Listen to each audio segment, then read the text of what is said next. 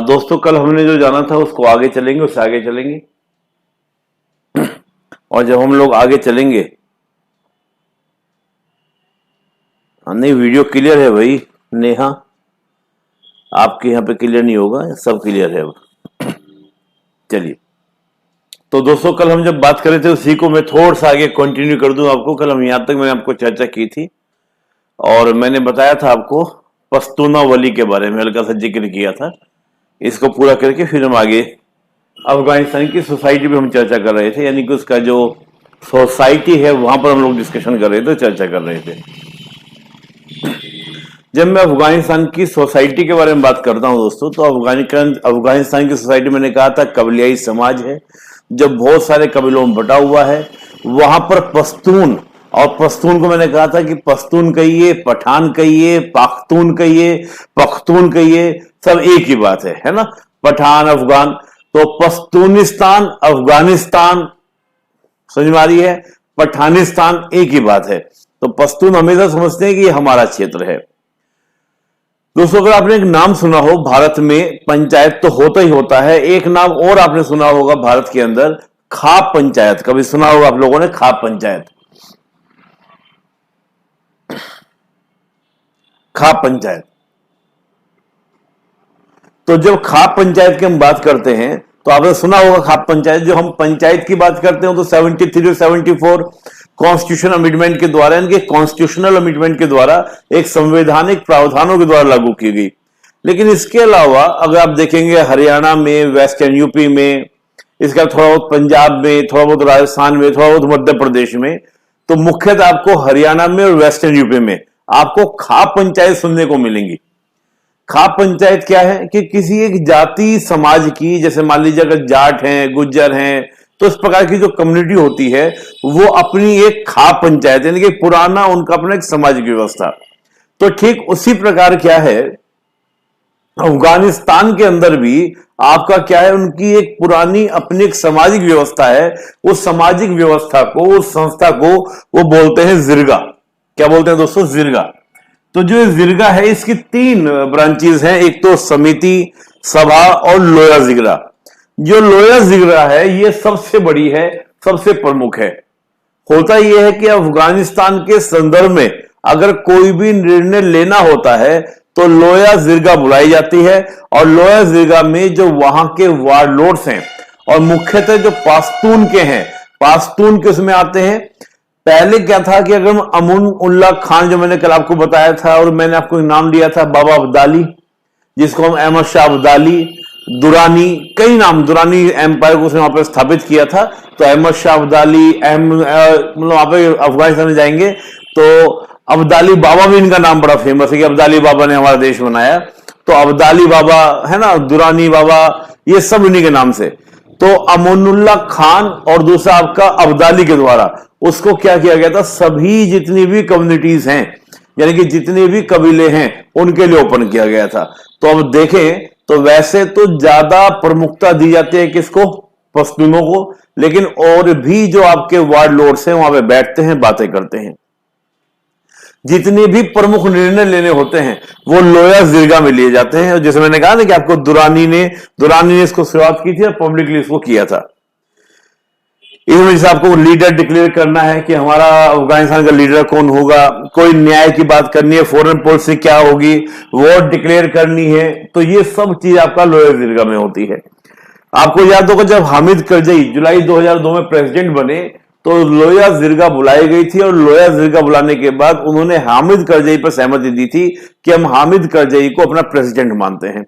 तभी हामिद करजई वहां पे शांतिपूर्ण तरीके से क्या कर पाए थे, अपना शासन कर पाए थे। तो सिंपल सी बात है लोया जिरगा।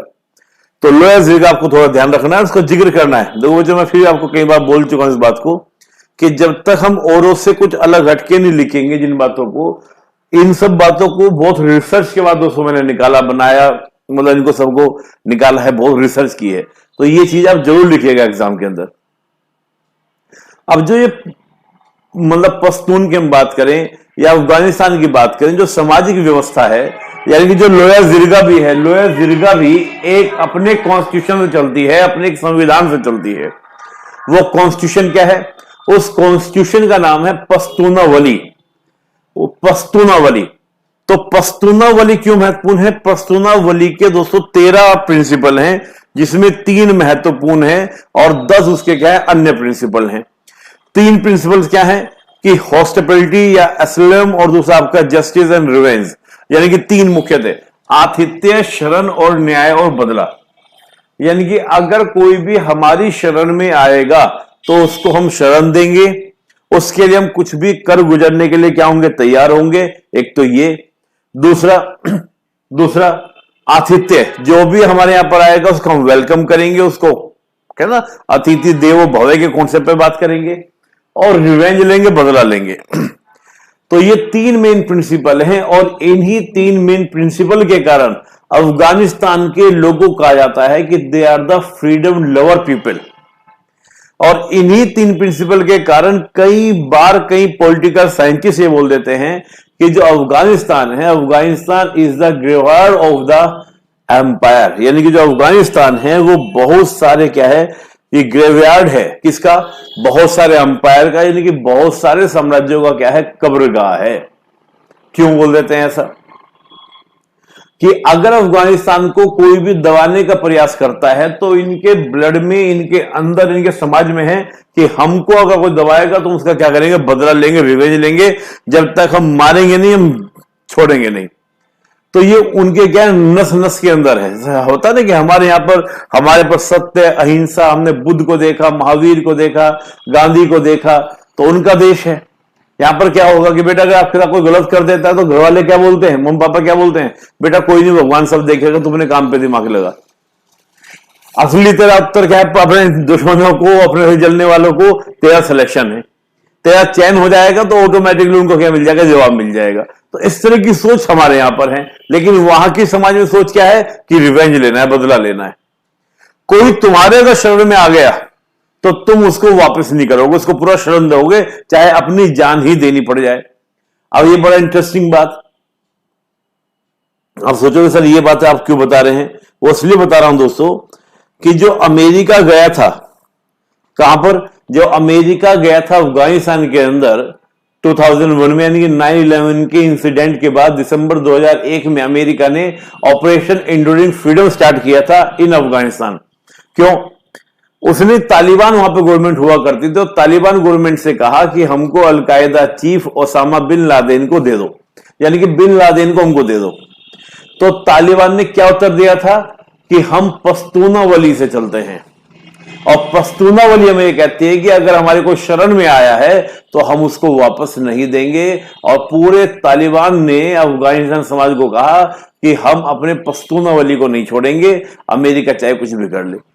तो जब अमेरिका को बिन लादेन को नहीं दिया गया, तब अमेरिका ने ऑपरेशन एंड्यूरिंग फ्रीडम लॉन्च किया। कहां पर? आपका अफगानिस्तान के अंदर। इन द मजबूरी में किया, खुशी से नहीं। वो तो बिन लादेन को मांगा, भाई बिन लादेन दे दो, लेकिन उन्होंने दिया नहीं। तो दोस्तों आप समझ रहे होंगे कि अफगानिस्तान की अगर हम सामाजिक संरचना को समझ गए हैं तो अब आप समझने का प्रयास कीजिएगा कि अफगानिस्तान अब से नहीं, कई सालों से, बल्कि मैं कहूं सदियों से एक सिविल वॉर के अंदर है। और सिविल वॉर में क्या, एक तो बड़ी बात समझिएगा, पहला कारण कि जितने आपके ग्रुप्स हैं, चाहे वो पश्तून हो, उज़्बेक हो, हजारा हो, ताजिक हो, उज़्बेक हो, जितने भी आपके क्या है यहां पर इथनिक्स ग्रुप्स कह लीजिए या ट्राइबल ग्रुप्स कह लीजिए, ये आपस में क्या कर रहे हैं, लड़ रहे हैं। इन सभी ग्रुप्स के अपने अपने क्या है, वारलॉर्ड्स हैं। वारलॉर्ड्स का मतलब क्या है, इनके लीडर। एक मैं हमेशा उदाहरण देता हूं, अच्छा स्क्रीन की ब्राइटनेस थोड़ा ज्यादा है, अब ठीक है बच्चों, अब ओके। चलिए आप इसको बेटा समझिए।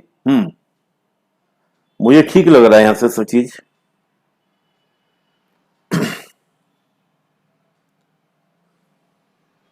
चलिए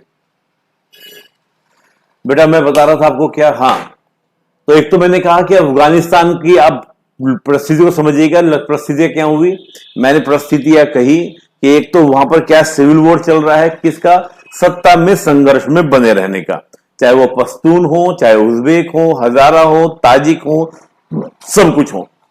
वहां पर आवश्यकता क्या थी, नेशन बनाने की, जो अब्दाली ने और अब्दुल रहमान ने प्रयास किया, लेकिन वो उतना सक्सेस नहीं हो पाया।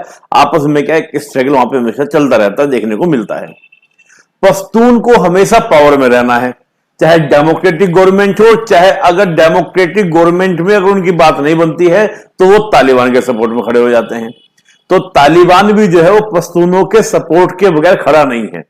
तालिबान के अंदर भी जो मुख्य रूप से लोग जुड़े हैं वो पश्तून के ही लोग जुड़े हैं और पश्तून के समर्थन से ही तालिबान खड़ा है। तो हमेशा पावर में रहना चाहता है कौन, पश्तून, क्योंकि वे मानते हैं कि पश्तून का ही ये जमीन है, पश्तून की लैंड है और हम इसमें क्या रहेंगे, पावर में रहेंगे। एक तो ये मुख्य बात हुई, यानी कि आपस में ही क्या एक स्ट्रगल है। दूसरा क्या है कि अफगानिस्तान की अगर आप ज्योग्राफिकल कंडीशंस को देखेंगे तो कैसा एक मरुस्थल टाइप का है, यानी कि वहां पर अगर आप उत्पादन की बात करेंगे तो बहुत बड़ी मात्रा में खेती नहीं होती। खेती होती हुई तो किसकी होती है, आपकी अफीम की, ओपियम का बहुत बड़ा स्रोत क्या आपका अफगानिस्तान के अंदर है, बहुत ज्यादा खेती होती है।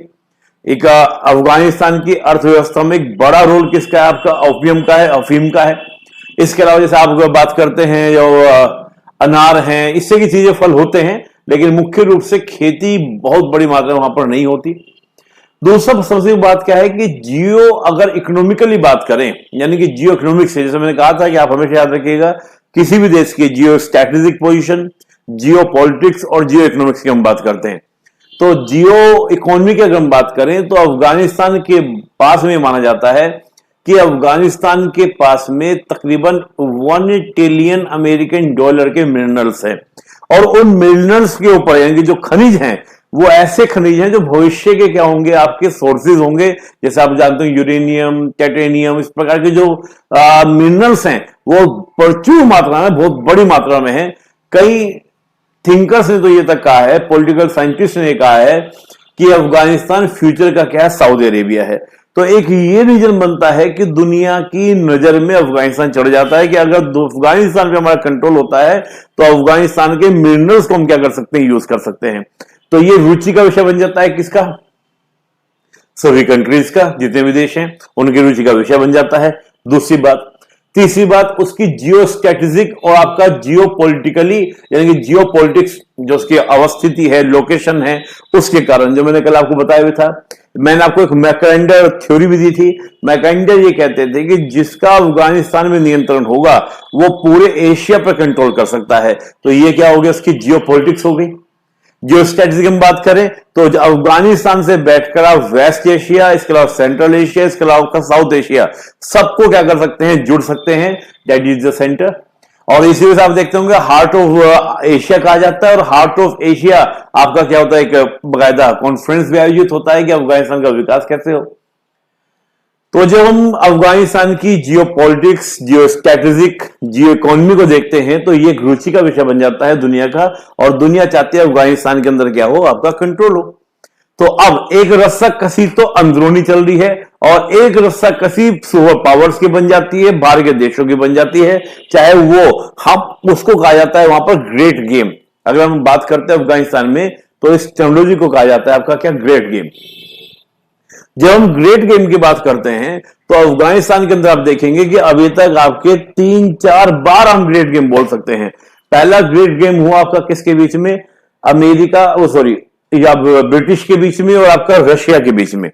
ब्रिटिश और रशिया के बीच में जब हम बात कर रहे हैं तो आप देखेंगे कि जिस समय ब्रिटिश इंडिया हुआ करता था, भाई आज तो ब्रिटिश इंडिया नहीं है, आज तो इंडिया है, लेकिन जब ब्रिटिश इंडिया हुआ करता था तो ब्रिटिश इंडिया के सराउंडेड जो था, पाकिस्तान तो भारत के अंदर पार्ट हो गया, लेकिन क्या था,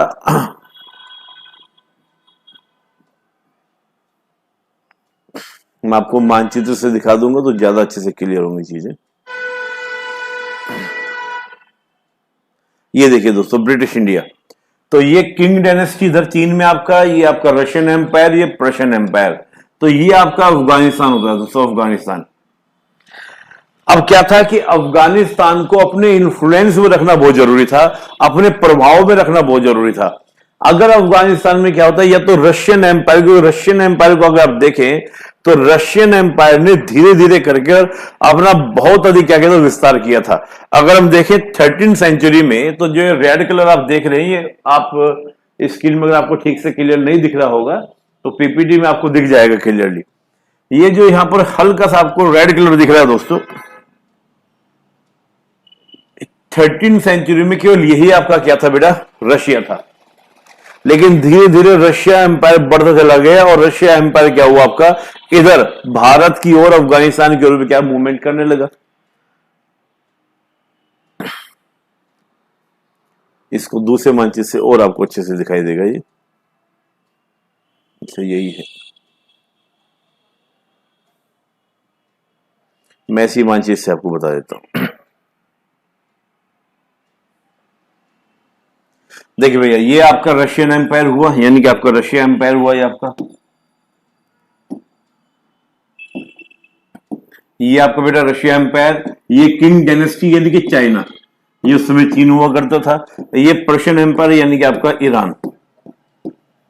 अब जिस प्रकार से ये रशियन एम्पायर अपना क्या करता है, इन्फ्लुएंस बढ़ा रहा था, अपना प्रभाव बढ़ा रहा था, तो उस प्रभाव में क्या था कि वो धीरे धीरे अफगानिस्तान की ओर भी मूवमेंट कर सकता था।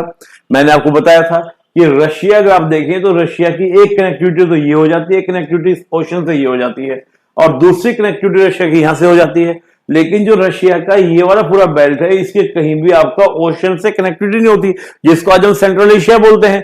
कजाकिस्तान, किर्गिस्तान, तुर्कमेनिस्तान, तजाकिस्तान, ये सारे जो तान हैं, मैं सिंपली हमेशा बोलता हूं कि आप पाकिस्तान और अफगानिस्तान को छोड़कर जिनके पीछे भी तान लगा है, वे सारे आपके सेंट्रल एशिया कंट्री हैं, और वो सारे तान हैं जो आपके रशिया से, यूएसआर से अलग हुए थे। तो इनकी कनेक्टिविटी करने के लिए क्या चाहिए उसको, ओशन से कनेक्टिविटी, अफगानिस्तान में कंट्रोल चाहिए। तो अफगानिस्तान के ऊपर क्या था, कंट्रोल होना था। और जब यहां पर क्या था, इधर आपका क्या था, ब्रिटिश भी अपना क्या करे, साम्राज्य का विस्तार कर रहे थे। और ब्रिटिश का साम्राज्य देखिए, आप जो रेड कलर देख रहे हैं, यानी कि सिख हार चुके हैं, मराठे हार चुके हैं, सब कुछ कंट्रोल ब्रिटिश इंडिया मतलब भारत के ऊपर ब्रिटिश का हो चुका है। अब ब्रिटिश को क्या करना था कि अपने आप को सुरक्षित करना था। जो मैंने आपको कहा था कि भारत की जो हमेशा एक नेचुरल बाउंड्री रही है, वो कौन सी बाउंड्री रही है, हिंदू कुश। मैंने कल आपको चर्चा की थी, आपको ध्यान होगा तो मैंने आपको कहा था हिंदू कुश। तो हिंदू कुश यानी कि आप पामीर का पठार, यहां पर आपका पामीर का पठार, इधर आपका हिमालय निकल जाता है, इधर आपका हिंदू कुश निकल जाता है। तो एक तो ब्रिटिश के माइंड में ये था कि कैसे भी करके हिंदू कुश तक हम अपना अगर नियंत्रण रखेंगे, इन्फ्लुएंस रखेंगे, तो अगर यहां से आपका रशिया बढ़ता है तो हम अफगानिस्तान में इसको क्या कर लेंगे, होल्ड कर लेंगे। तो इन्फ्लुएंस करना था, ना कि अफगानिस्तान को कंट्रोल में करना था। हालांकि ब्रिटिश ने क्या किया, यहां पर दो पॉलिसी का अडॉप्ट किया। और मैं आपको एक इंटरेस्टिंग बात बता दूं कि जो ये आपका शुरुआत होती है कि ब्रिटिश अब अफगानिस्तान की ओर मूव करते हैं, इधर रशिया भी अफगानिस्तान की ओर मूव करता है, और इसी को कहा जाता है ग्रेट गेम। तो पहली बार ग्रेट गेम शुरू हुआ था, और इसी को देखकर मैकाइंडर, जो मैंने कल आपको कहा था ना हार्टलैंड थ्योरी, मैकाइंडर ने इसी ब्रिटिश और रशिया के कॉन्फ्लिक्ट को देखकर ही मैकाइंडर यानी कि हार्टलैंड थ्योरी दी थी कि जिसका अफगानिस्तान पर कंट्रोल होगा, उसका सेंट्रल एशिया पे क्या होगा, कंट्रोल होगा। टॉपिक काफी लेंदी हो रहा है, बाप रे। एक्चुअली क्या होता है बेटा, आप लोग मुझे क्या लगता है कि आप हर चीज बेटा अगर शॉर्ट में चाहेंगे, टॉफी में चाहेंगे, तो बेटा फिर बड़ी दिक्कत हो जाएगी। मैं तो जो फाउंडेशन क्लासेस में पढ़ाता हूँ बेटा, वहां के अकॉर्डिंग तो पढ़ा ही नहीं रहा हूँ, वहां तो मैं बहुत लेंदी पढ़ाता हूँ। लेकिन अगर आप इन चीजों को नहीं समझेंगे, जियो स्ट्रैटेजिक, जियो पॉलिटिक्स क्या इंपॉर्टेंस है किसी कंट्री का, तो बेटा आप आंसर अच्छा नहीं लिख पाएंगे। बेटा ये केवल कोई बीए एमए का एग्जाम नहीं है कि यहाँ पर आपको पेपर लिख कर आ जाना है। यहाँ पर पेपर में ऐसा लिख कर आना है कि जिससे आपको अंक मिले और आपका सिलेक्शन हो। ये बात ध्यान रखिएगा। बच्चे अक्सर क्या, बस हमारा कोर्स पूरा हो जाए, हम लिख कर आ जाए। बेटा सिलेक्शन होने के लिए तो जरूरी है ना कोर्स पूरा करना, और कोर्स पे फिर आपको जरूरत भी क्लास की भी नहीं है। आप किताब को पढ़िए, अपना पेपर देकर आ जाइए। फिर ये क्यों कहते हैं कि सर इस बार हमारा मेंस नहीं हुआ, सर बताइए अगली बार क्या करें क्या ना करें। तो बेटा वो मेरा काम है कि मुझे कितना डोज कहां पर देनी है,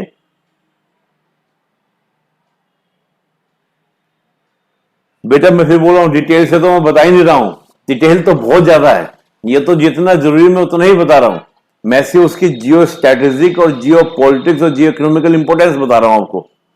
और ये आपको बेटा केवल यहीं तक ना पकड़िए, आप सोचिए कि मैं ब्रिटिश इंडिया यानी कि आपको हिस्ट्री वहां में बता रहा हूं, आपको मैकेंडर थ्योरी बता रहा हूं, सब चीजें तो ये चीजें लिखनी पड़ेंगी आपको। आप सोचे कि शॉर्ट में करके निकल जाओ, मैं तो बेटा 5 मिनट में बता सकता हूं अफगानिस्तान को, मेरे पे कोई फर्क नहीं पड़ता है। लेकिन मैं चाहता हूं कि आप सबका सिलेक्शन हो बस, ठीक है ना। तो इसलिए बिल्कुल निश्चिंत होकर पढ़िए और ध्यान से पढ़िए, चीजों को देखिए, समझने का प्रयास कीजिए। लेंदी कुछ नहीं होता, लेंदी अगर समझ में नहीं आए तो बात लेंदी होती है ना, समझ में आ जाए चाहे कितना भी बड़ा विषय क्यों ना हो, है ना। विषय कुछ बड़ा नहीं होता बेटा, ठीक है। और मैं फिर बोल रहा हूं कि मेरा अगर आप देखेंगे तो मेरा लेक्चर देख लीजिएगा यूट्यूब पर पड़ा अफगानिस्तान का, वहां पे मेरी करीब 4 से 5 घंटे का लेक्चर है मेरा अफगानिस्तान के ऊपर। तो लेंदी तो मैं उसको भी लेंदी नहीं मानता, कहा जाए तो उसको लेंदी कहा जाएगा, है ना। तो इसलिए फोकस कीजिए बेटा, चलिए। और बिल्कुल भी स्ट्रेस मत लीजिए, अगर ऐसा करेंगे तो बेटा फिर अगली बार फिर मीन्स देना पड़ जाएगा। इस बार मीन्स दीजिए, इंटरव्यू दीजिए, सिलेक्शन लीजिए। चलिए, तो मैंने कहा कि यहां पर आपका मैकेंडर थ्योरी ने दी, तो ग्रेट गेम यहां पर हुआ। ग्रेट गेम क्या था कि यानी कि अफगानिस्तान में नियंत्रण करने के लिए अब ब्रिटिश ने बेटा 2 पॉलिसी को एडॉप्ट किया, एक तो forward policy,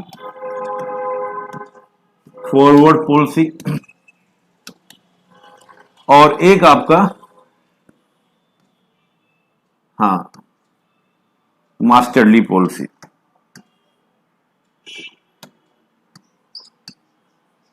masterly in activity policy. चलिए, तो बेटा एक तो फॉरवर्ड पॉलिसी आपकी उसने लॉन्च की और दूसरा आपका मास्टरली एक्टिविटी पॉलिसी को लिया।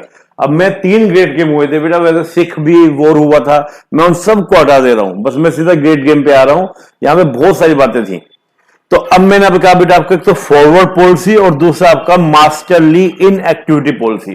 ये दोनों पॉलिसी क्यों याद रखनी है आपको? अगर आज हम 2022 की बात करें तो ब्रिटिश ने जो पॉलिसी एडॉप्ट की थी ग्रेट गेम के अंदर, यानी जो 3 ग्रेट गेम हुए थे 1916 तक जो चले थे, 18वीं सेंचुरी में स्टार्ट होने के बाद 1857 के बाद 1857 के बाद 1860 के बाद शुरू हुआ था, यानी कि तकरीबन आप देखें तो करीब 60 साल तक ब्रिटिश और रशिया के बीच में ग्रेट गेम चला था।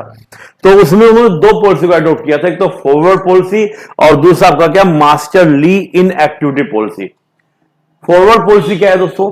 फॉरवर्ड पॉलिसी ये थी कि हम अफगानिस्तान में जाएंगे, वहां पर क्या करेंगे, अपनी पपेट गवर्नमेंट को बनाएंगे, यानी कि कैसे वगैरह वहां पर क्या करेंगे, कठपुतली सरकार को क्या करेंगे, स्टैब्लिश करेंगे।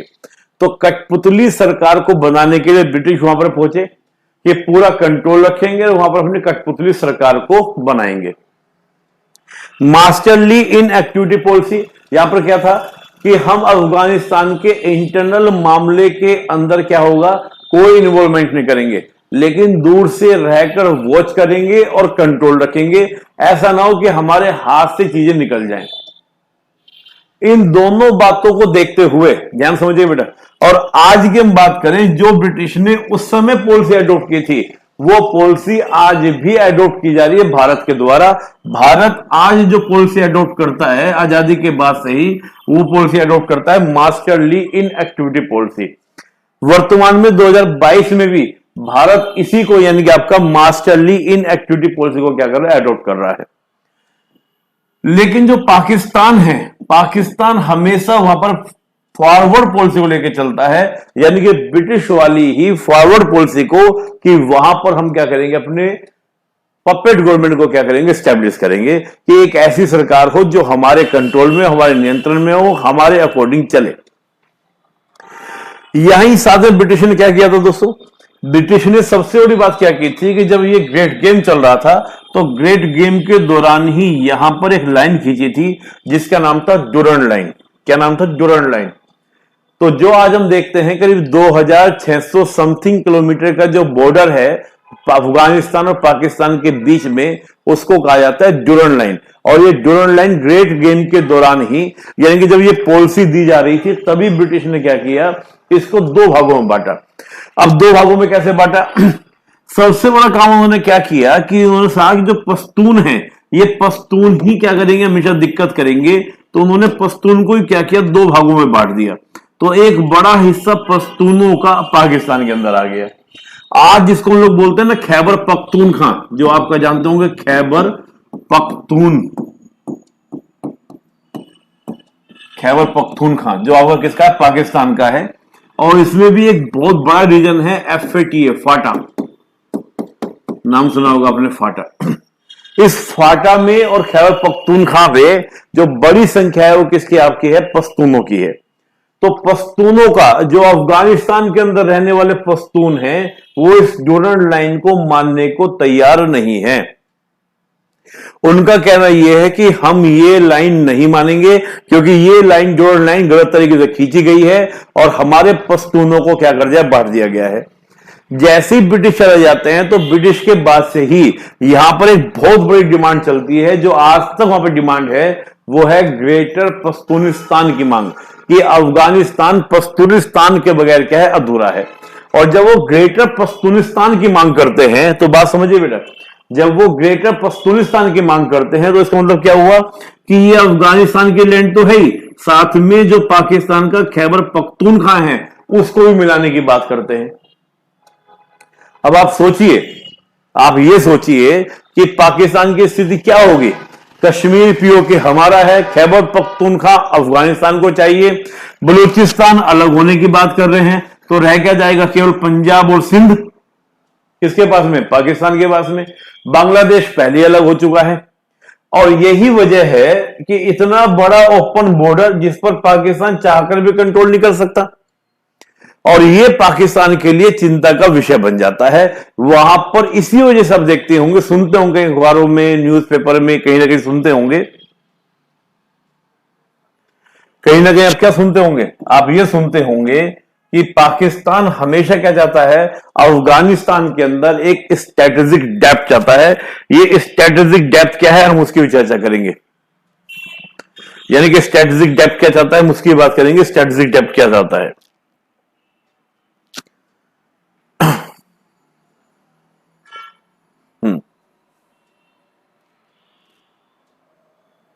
तो ये मैंने आपको बता दिया सर।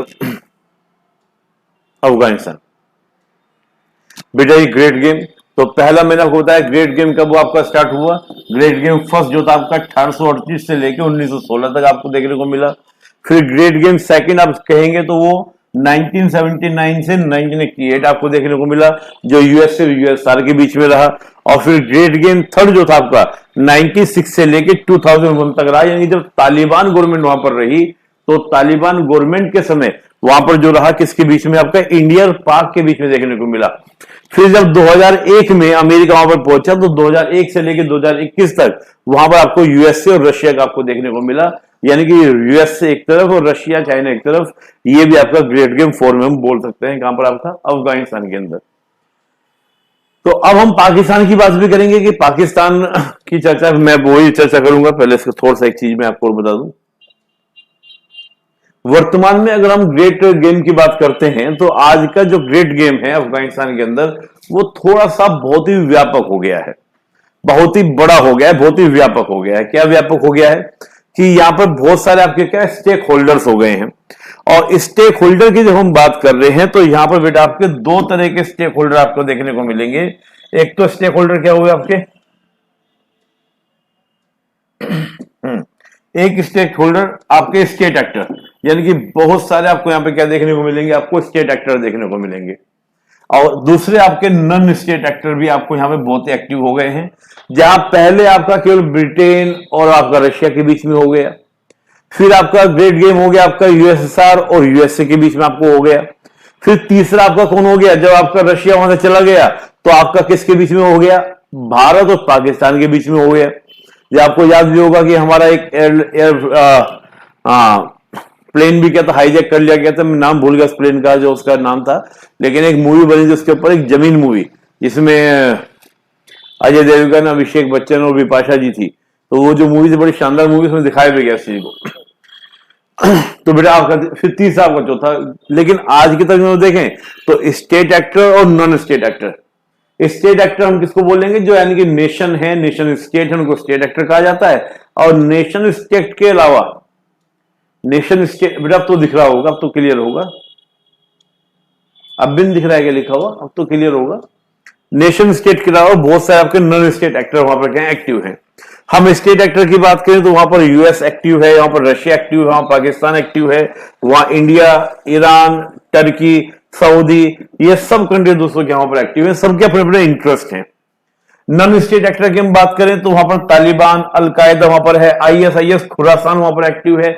और मेनली अब देखें तो पावर किसके पास में है, तालिबान के पास में पावर है।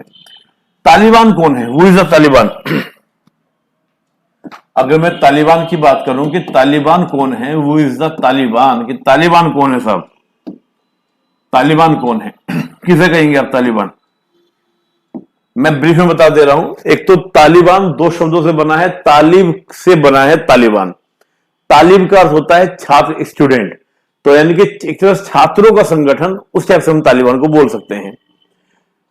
तालिबान बना कैसे? होता क्या है कि जिस समय आपका यूएसए और यूएसएसआर के बीच में एक कॉन्फ्लिक्ट चलता है, क्योंकि 1979 में वहां पर कौन पहुंचता है, यूएसएसआर पहुंचता है। अब देखिए बेटा यहां भी क्या है ना, बहुत सारी, हाँ कंधार प्रकरण उसी में आता है बेटा, बिल्कुल सही बात है। अब देखो बेटा क्या है कि वहां पर रशिया क्यों पहुंचा है ना, ब्रिटेन क्यों पहुंचा, मैं इनको थोड़ा सा स्विच कर रहा हूं, है ना। आप किसी की रुचि होगी थोड़ा सा देखने की, ज्यादा पढ़ने की इच्छा होगी तो मेरे यूट्यूब चैनल पे चले जाना, वहां पे अफगानिस्तान का मेरा लेक्चर उसको सुन लेना। तो मैंने उसमें पूरा बताया हुआ है कि रशिया वहां पर क्यों पहुंचा था, ब्रिटेन वहां पर क्यों था, अमेरिका क्यों गया। मैं तो अब उसको बिल्कुल आपको कंक्लूजन में आ रहा हूँ कि क्वेश्चन आए तो उसको आप लिख दें, ठीक है ना। आप आज के हालात को देखते हुए पुरानी चीजों को जोड़ते हुए मैं उसको बता दे रहा हूँ, ठीक है ना। उसका क्यों क्वेश्चन वहां से नहीं आएगा, लेकिन पता होना चाहिए, तो मैं मानता हूं पता होना चाहिए, लेकिन समय नहीं, इसमें वो पूरी कहानी नहीं बता रहा हूं आपको। तो होता है यूएसए और यूएसआर के बीच में कॉन्फ्लिक्ट होता है। अब जब कॉन्फ्लिक्ट स्टार्ट होता है, यूएसआर पहुंचता है इसलिए है क्योंकि उसके क्या हो, अफगानिस्तान के थ्रू कनेक्टिविटी, मैंने हमेशा बोल रहा हूं वो कनेक्टिविटी के लिए वहां पे यूएसआर पहुंच जाता है। तो जब यूएसआर पहुंच जाता है तो ये पाकिस्तान के लिए भी दिक्कत, अमेरिका के लिए भी दिक्कत। अमेरिका के लिए दिक्कत क्यों? क्योंकि अगर जो मैंने कहा था कि वही मैकेंडर थ्योरी, हार्टलैंड थ्योरी, कि जो अफगानिस्तान बैठेगा पूरे एशिया पे कंट्रोल करेगा, ऐसा अमेरिका देना नहीं चाहता था। कि अमेरिका भाई आपका, मैंने कहा था ना कोल्ड वॉर चल रहा था और जीरो सम गेम, अगर अफगानिस्तान कंट्रोल में आया तो ये प्लस कौन हो गया, रशिया, यूएसआर हो गया। अमेरिका से क्या हो गया, माइनस हो गया, जीरो हो गया। तो अमेरिका के लिए दिक्कत। दूसरा पाकिस्तान के लिए दिक्कत है कि अगर रशिया और बैठ जाता है, मजबूत होता है यूएसआर वहां पर, तो क्या करेगा, जुड़न लाइन को मान्यता ना दे, हो सकता है पश्तूनिस्तान की मांग करे और पाकिस्तान से पश्तूनिस्तान को ले भी ले, यानी खैबर पख्तून को मिला, खैबर पख्तूनख्वा को मिला भी ले, ताकि क्या अफगानिस्तान वो मजबूत हो जाए। और ऊपर से क्या था कि रशिया के साथ भारत के क्या थे, अच्छे संबंध थे। जब रशिया के साथ भारत के अच्छे संबंध हैं तो हमेशा पाकिस्तान इसको लेकर डर रहा। तो यहां पर क्या हुआ, पाकिस्तान ने भी सपोर्ट करना शुरू किया। होता यह है कि जब कॉन्फ्लिक्ट चल रहा था तो करीब बहुत सारे रिफ्यूजी क्या होते हैं आपके, कहां पहुंच जाते हैं, पाकिस्तान के अंदर पहुंच जाते हैं। तकरीबन 3 मिलियन रिफ्यूजी पहुंचते हैं कहां पर, आपका पाकिस्तान के अंदर। उनमें बड़ी संख्या में बच्चे भी थे, कि जो वॉर वगैरह में लड़ रहे थे लोग, उनके बच्चे जैसे बच गए, पिताजी वगैरह मर गए, तो क्या वो वहां पर पाकिस्तान पहुंचना शुरू हो गए। पाकिस्तान ने क्या किया, उन सब बच्चों को फ्रंटियर एरिया, मतलब जो आपका पूरा बॉर्डर एरिया है, जो फ्रंटियर एरिया है, वहां पर बहुत सारे मदरसे पाकिस्तान ने बनाए और उनमें बच्चों को क्या दी, तालीम के लिए भेज दिया, उन बच्चों को तालीम के लिए भेज दिया। अब उन बच्चों को तालीम कैसी दी गई, उनका माइंड वॉश किया गया। अब इतनी छोटी उम्र में बच्चों को तालीम दी जाएगी, तो वहां से क्या हुआ, तालिबान का जन्म हुआ, तालिबान बनाया गया। तालिबान जो है, अब देखिएगा तालिबान की जो आइडियोलॉजी है, देवबंदी है, बहाविज्म है, सल्फाविज्म है, इन आइडियोलॉजी पर चल रहा है। एक तरह से हम बोल सकते हैं ऑर्थोडॉक्स संगठन, यानी कि रूढ़िवादी, और साथ में आपका टेररिस्ट संगठन तालिबान को हम बोल सकते हैं। अब सोचिए देवबंदी, बहाविज्म, ये वही आइडियोलॉजी है देवबंदी बेटा, जो आपका भारत से गई है, और भारत से यानी कि फैलती फैलती आपका देवबंद, आपने सुना होगा भारत के अंदर सहारनपुर के पास एक जगह देवबंद, वही देवबंदी में बात कर रहा हूं, उसी से भी आपका बहाविज्म और सल्फाविज्म बैठी। तो उस आइडियोलॉजी में चलने वाला संगठन तालिबान, यानी कि जहां पहले आपके मुजाहिदीनों को सपोर्ट किया गया था, तो मुजाहिदीन भी क्या थे, वो आपके यहीं से निकले, और उन्हीं मुजाहिदीनों से भी आपके तालिबान बना। और तालिबान जब वहां पर 79 से, अब देखिए 1979 से लेके, मैंने अभी आपको बताया 1979 से लेके आपका 1988 तक वहां पर यूएसएसआर रहा। अब आपको याद होगा कि यूएसएसआर का उस समय क्या हो रहा था, यूएसएसआर के अंदर खुद ही क्या होने लगे थे, मूवमेंट होने स्टार्ट हो गए थे। आखिरकार वही यूएसएसआर जो था, जो सुपर पावर हुआ करता था, 90 में क्या हुआ, 25 दिसंबर 1990 को क्या हुआ, 15 भागों में टूट गया, यानी उसका डिसइंटीग्रेशन हो गया, क्लैप्स हो गया यूएसएसआर। अब सोचिए तो एकदम से तो हुआ नहीं होगा, पहले से घटनाएं चल रही होंगी। तो यूएसएसआर को लगा जब मैं अपने देश को नहीं बचा पा रहा हूं तो अफगानिस्तान से उसने आर्मी बुला ली, ताकि उसको, क्योंकि आर्मी की जरूरत उसको कहां पर थी, आर्मी की जरूरत उसको यूएसएसआर के अंदर थी, आर्मी बुला लेता है। तो यहां से सारी फोर्सेस की क्या वापस चली जाती है। वापस जाने के बाद यहां पर फिर स्ट्रगल स्टार्ट होता है कि बहुत सारे जो ग्रुप्स थे आपका मुजाहिदीनों के बीच में, अन्य और ग्रुप के बीच में बहुत सारे ग्रुप जो संघर्ष स्टार्ट होता है। इसमें जो आपका था तालिबान, तो तालिबान जो था, तालिबान क्या पावर में आ जाता है, सत्ता में आ जाता है 1996 में। और इसके काउंटर करने के लिए एक संगठन बनता है नॉर्दर्न अलायंस, जिसमें और कम्युनिटी कौन सी आपके ताजिक, उज्बेक, हजारा, वो सब नॉर्दर्न अलायंस का पार्ट बन जाती हैं। और तालिबान को जो समर्थन देता है या तालिबान को जो मान्यता देता है, 96 से लेकर 2001 तक तालिबान पावर में रहा। वहां पर तालिबान को मान्यता दी जाती है पाकिस्तान के द्वारा, सऊदी के द्वारा और यूएई के द्वारा। नॉर्दर्न अलायंस को जो समर्थन कर रहे थे वो आपका यूएस, इंडिया, ये सब कंट्री जो थे आपका, रशिया भी उस समय क्या था आपका, नॉर्दर्न अलायंस को समर्थन कर रहा था, सपोर्ट कर रहा था नॉर्दर्न अलायंस को। ये आपका 96 से लेकर 2001 तक की स्थिति वहां पर रही। अब आप कहेंगे सर तालिबान को पाकिस्तान, सऊदी, ये सऊदी के समर्थन कर रहा था। सऊदी के समर्थन करने का सबसे बड़ा रीजन था कि ईरान के इन्फ्लुएंस में ना चला जाए, क्योंकि आप जानते हो कि 1979 का ही वो साल था जब ईरान के अंदर क्या हुआ था, आपका इस्लामिक रिवॉल्यूशन हो चुका था। अब ईरान के अंदर इस्लामिक रिवॉल्यूशन होगा, यही ईरान 1979 से पहले जब वहां पर रजा पहलवी हुआ करते थे, तो रजा पहलवी जो थे वो आपके प्रो अमेरिकन थे, यानी कि अमेरिका के अकॉर्डिंग, अमेरिका की तरह बात करते थे। तो वहां पर फिर आपका कौन आते हैं, 79 में आपको वहां पावर चेंज होती है, पूरा खुमैनी आ जाते हैं। और 79 में खुमैनी आती है, वो पूरा इस्लाम के अकॉर्डिंग चलाना शुरू कर देते हैं। और इस्लाम में कौन सा सिया प्रैक्टिस के अकॉर्डिंग चलाना शुरू कर देते हैं। और ईरान अपने आप को इस क्षेत्र में अपने इन्फ्लुएंस में लेना चाहता है। यह दिक्कत होती है किसको, आपको, सऊदी को। तो सऊदी, अब मैं एक बात सिंपल सा, जो चाणक्य का एक सिंपल सा जो मैंने आपको सिद्धांत भी कहा था, चाणक्य ये कहते हैं नेबर जो है आपका नेचुरल अलाई होता है, लेकिन नेबर आपका नेचुरल फ्रेंड होता है। नेचुरल आपका क्या होता है, फ्रेंड होता है। तो ईरान की बैक में अगर ईरान का इन्फ्लुएंस अफगानिस्तान में बढ़ जाता तो सऊदी के लिए तनाव का कारण हो जाता। सऊदी इसलिए आया, और सऊदी के बैक में आपका यूएई चलता है कि हमको सऊदी को सपोर्ट करना है। Gate my point.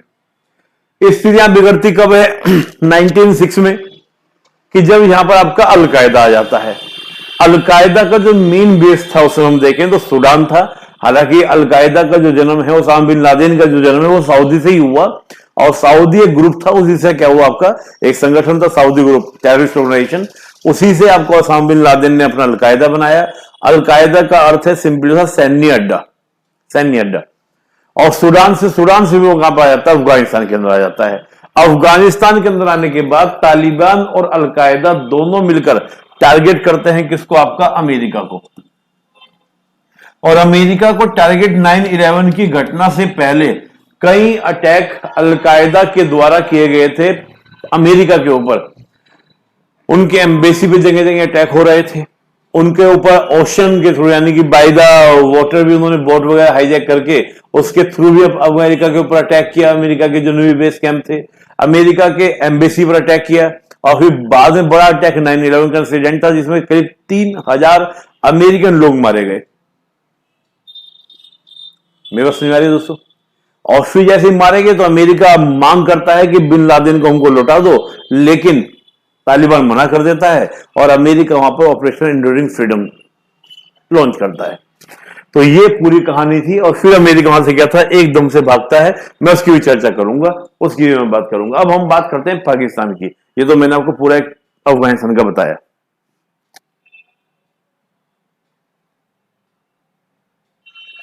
मैं भाई बिल्कुल प्रिय में पूरा, मैंने भी लेक्चर पूरा करा है क्या? आप लोग ना पेशेंस नहीं रखते बच्चों। जब मैं कहूंगा लेक्चर मैंने पूरा कर दिया तब आप बोलिएगा भी मैंने ये थोड़ा कहा कि इंडिया की तो मैंने कुछ बात ही नहीं करी है। अब मैं प्रेजेंट में आऊंगा ना, सब चीजें बताऊंगा, पहले पूरा समझ तो लीजिए क्या कहानी क्या नहीं है। इतिहास को जाने बगैर वर्तमान में आ जाओगे तो वर्तमान समझ में नहीं आएगा, ठीक है? वर्तमान भी समझ में तभी आएगा जब इतिहास को आप जानोगे।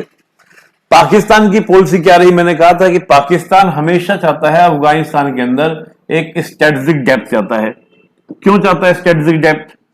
मैंने अभी आपको बताया कि स्ट्रेटेजिक डेप्थ चाहने का जो उसका मकसद है पाकिस्तान का, वो क्यों है? उसके मुख्यतः दो कारण है इस स्ट्रेटेजिक डेप्थ में। एक तो अफगान में चाहता है कि वो पाक के नियंत्रण में रहे, यानी कि वहां जो भी सरकार बने, जो भी गवर्नमेंट बने, वो पाकिस्तान के कंट्रोल में हो। स्ट्रेटेजिक डेप्थ का मतलब तो ये है। और दूसरा, इंडिया का प्रेजेंट वहां पर बिल्कुल भी ना हो, इंडिया की प्रेजेंस वहां पर बिल्कुल नहीं होनी चाहिए, ये चाहता है। कारण क्या है कि पाकिस्तान इतना ज्यादा इंडिया से खौफ क्यों खाता है? पहला कारण डूरंड लाइन।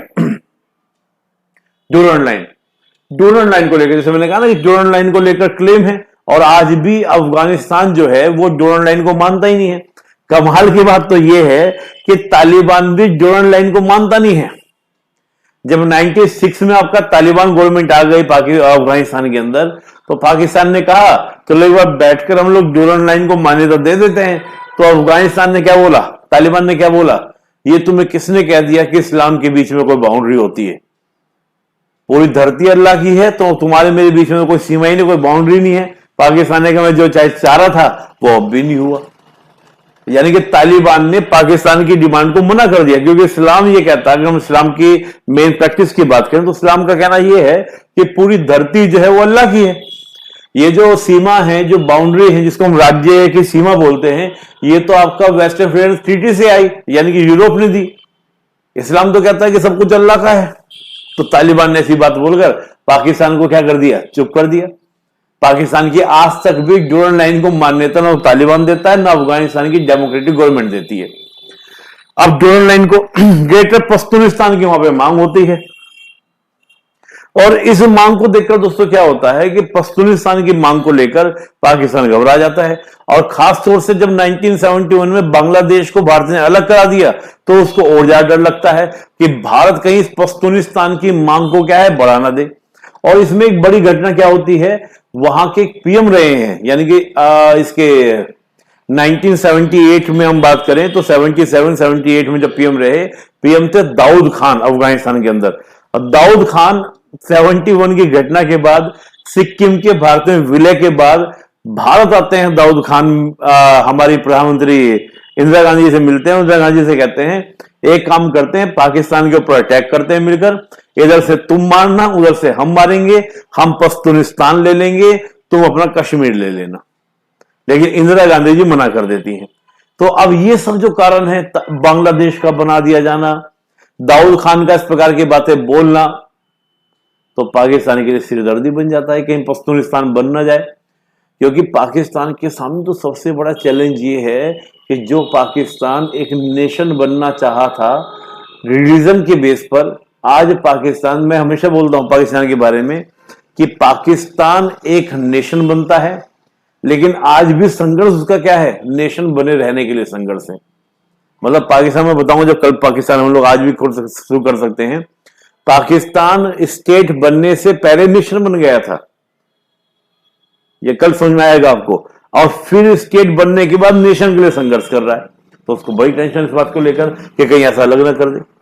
दूसरा क्या है कि इंडिया पाकिस्तान के बीच में अगर कभी भी वॉर होगा, तो इंडिया क्या कर सकता है, अफगानिस्तान से ऊपर भी उस पर कंट्रोल कर सकता है, एक फ्रंट बना सकता है। तो इन दो कारणों से हमेशा पाकिस्तान जो है अफगानिस्तान के अंदर अपना क्या चाहता है, स्ट्रेटेजिक डेप्थ चाहता है, ताकि मेरा कंट्रोल रहे, किसी भी तरह की स्थिति में भारत को एज ना मिल पाए। अब तालिबान वहां पर आ चुका है, दोस्तों वर्तमान हम बात करें तालिबान। अब ये जो तालिबान वर्तमान का है, इसको मैंने कहा ना कि चाइल्ड ऑफ द पाकिस्तान है, क्योंकि पाकिस्तान के ही मदरसों से बनकर निकले हैं, तो उसको चाइल्ड ऑफ पाकिस्तान कहना गलत नहीं है। आज भी आप देखेंगे तो आज की तारीख में तो यह है कि तालिबान 96 वाला तालिबान अलग था, आज का तालिबान अलग है। आज के तालिबान में हम देखें तो दो तरह के पार्टीशन है, एक तो है प्रो पाकिस्तान और एक आपके प्रो इंडियन भी है। लेकिन प्रो इंडियन जो है उनकी संख्या बहुत कम है, उनका भी इन्फ्लुएंस ज्यादा नहीं है। इन्फ्लुएंस अभी भी किसका है? जो प्रो पाकिस्तानी है। और एक बड़ा रीजन ये भी है कि तालिबान भले ही वहां पर आपका अफगानिस्तान अंदर रह रहा हो, लेकिन उनकी फैमिली बच्चे सब रहते पाकिस्तान के अंदर भी हैं। तो इससे कहीं ना कहीं पाकिस्तान को एक टैक्टिकल या स्ट्रेटेजिकल एडवांटेज मिल जाता है कहां पर आपको? अफगानिस्तान के अंदर। इसमें कोई दो राय नहीं है। और पाकिस्तान आज की हम बात करें तो पाकिस्तान एक फॉरवर्ड पॉलिसी को लेकर चल रहा है। जो मैंने आपको बताया आज की तारीख में पाकिस्तान फॉरवर्ड पॉलिसी को लेकर चल रहा है। बेटा देखो, किताबी भाषा से अलग, अखबारों की भाषा से अलग लिखोगे तभी आपको औरों से अलग डिफरेंट नंबर आएंगे। आप अगर सिंपली बोलेंगे कि पाकिस्तान वहां पर क्या अपना इन्फ्लुएंस बढ़ा रहा है, तालिबान उसके कंट्रोल में है, लेकिन थोड़ा सा शब्दावली का प्रयोग कि फॉरवर्ड पॉलिसी को तालिबान क्या कर रहा है? वो पाकिस्तान प्रयोग कर रहा है। फॉरवर्ड पॉलिसी वही जो ब्रिटिश के द्वारा ग्रेट गेम में बनाई गई थी।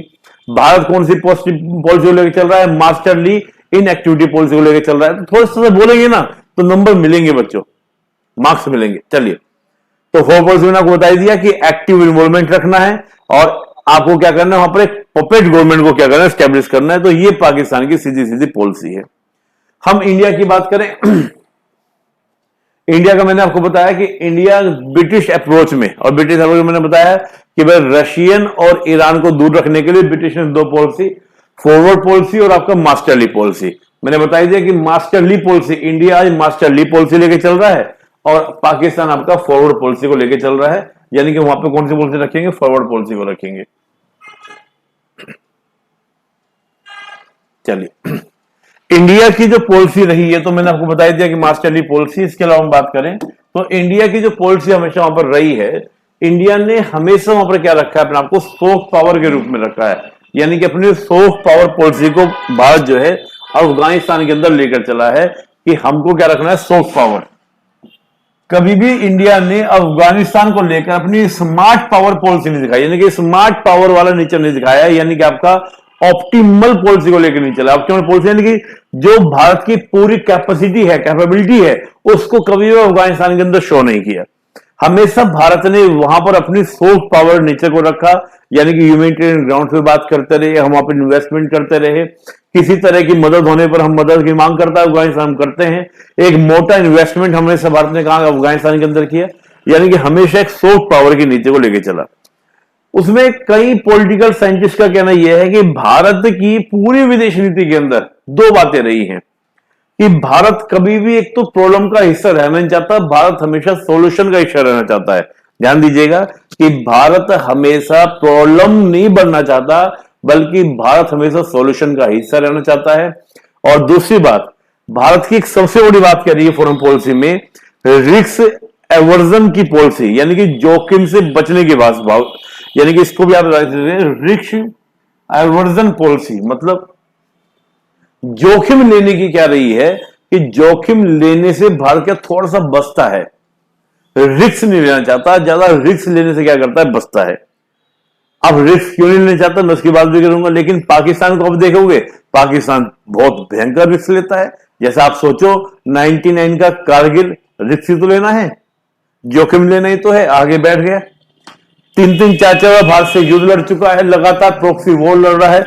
यानी कि पाकिस्तान को मैं देखूं तो पाकिस्तान के अंदर गजब की जोखिम लेने की क्षमता है। भारत की फॉरेन पॉलिसी जोखिम लेने से क्या बचती है? क्या कर हम देखते हैं, आपको क्या लगता है कि पाकिस्तान क्यों इतना ज्यादा जोखिम लेता है और हम जोखिम लेने से डरते हैं?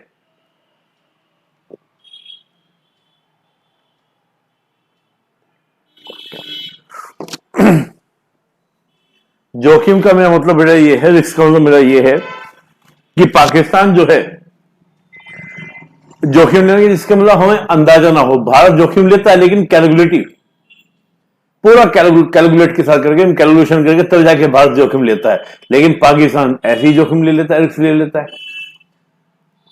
क्यों? क्योंकि पाकिस्तान के पास खोने के लिए बहुत कुछ नहीं है, भारत के पास खोने के लिए बहुत सब कुछ है। इसलिए भारत का रिस्क भी लेता है तो बहुत ही मतलब कैलकुलेट हो गया रिस्क को लेता है। पाकिस्तान उस टाइप का कैलकुलेशन करता नहीं है। भारत की जो चिंता है मुख्यतः वो पाकिस्तान के साथ चाइना का भी प्रेजेंट होना कहां पर आपका, अफगानिस्तान के अंदर। ये भारत के लिए एक बड़ी चिंता बन जाती है। साथ ही भारत की चिंता यह है कि जो यूएसए है, और यूएसए की हम बात करें, क्लिंटन और ओबामा प्रशासन, इन दोनों ने क्या किया कि एक हाइफरनेट पॉलिसी को लेकर चले थे। यानी कि इन्होंने क्या किया, अफगानिस्तान, पाकिस्तान और कश्मीर, यानी कि ओबामा एडमिनिस्ट्रेशन और क्लिंटन एडमिनिस्ट्रेशन का कहना यह था कि हमारी जो फॉरेन पॉलिसी होगी किसको, अफगानिस्तान को लेकर, वो केवल अकेली नहीं होगी, वो अफगानिस्तान, पाकिस्तान और कश्मीर तीनों को लेकर होगी। उनका कहना यह था कि देखा जाए तो अफगानिस्तान, पाकिस्तान, कश्मीर, यहां पर जो ट्राइबल सोसाइटी है, दे आर द वॉरियर, ये लड़ना चाहते हैं, इनको फ्रीडम चाहिए, तो हमारी पॉलिसी तीनों को लेकर होगी। जब इसको इंटीग्रेटेड स्ट्रेटेजिक स्पेस कहा कि इसको हमको पूरा एक इंटीग्रेटेड होकर पॉलिसी बनानी पड़ेगी, तब यहां पर तीनों की तीनों प्रॉब्लम का क्या होगा, सॉल्यूशन होगा।